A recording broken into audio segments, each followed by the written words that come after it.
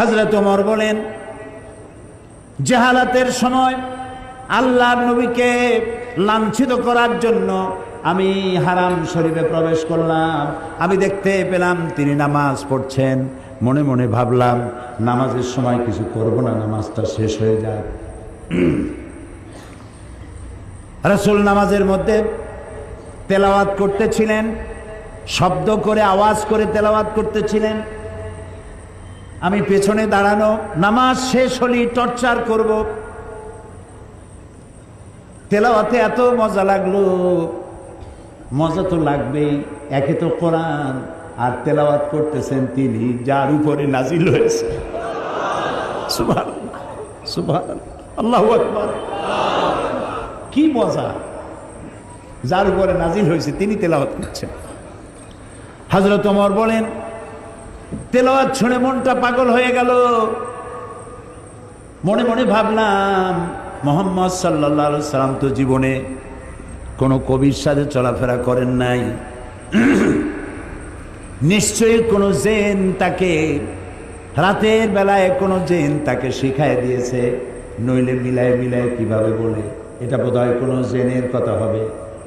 হযরত ওমর বলেন, আমি যখন মনে মনে ভাবলাম গণক হয়ে গেছেন, তখন আমি শুনতে পেলাম তিনি তেলাওয়াত করতেছেন, ওয়ামা হুয়া বিকাউলি কাহিনিন কালিলাম মা তাযাক্কারুন।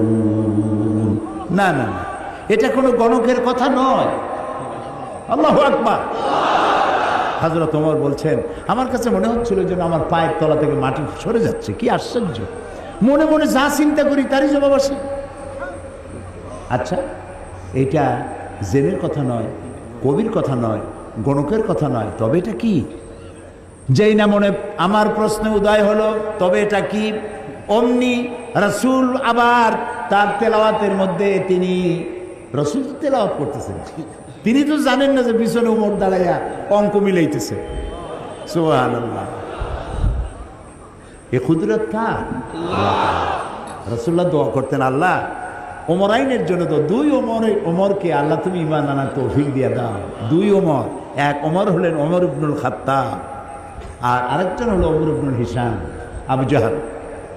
এই দুই ওমরের জন্য তিনি দোয়া করতেন, আল্লাহ ওদের নেতৃত্ব দেওয়ার দারুণ কোয়ালিটি, এই লোকগুলো আমার হাতে দিয়ে দাও, ইসলামের জন্য দিয়ে দাও। আল্লাহু আকবার। তো রাসূলের দোয়া একজনের জন্য কবুল হয়েছে, হযরত ওমর ইবনুল খাত্তাবের জন্য। হযরত ওমর বলেন, আমার চোখের সামনে প্রশ্নবোধক চিহ্ন ঘুরতেছে। এটা জেনের কথা নয়, কবির কথা নয়, গণকের কথা নয়, তবে এটা কি? যখনই মনে মনে চিন্তা করছি তবে এটা কি, অমনি নবীজি তেলাওয়াত করলেন, তানজিলুম মির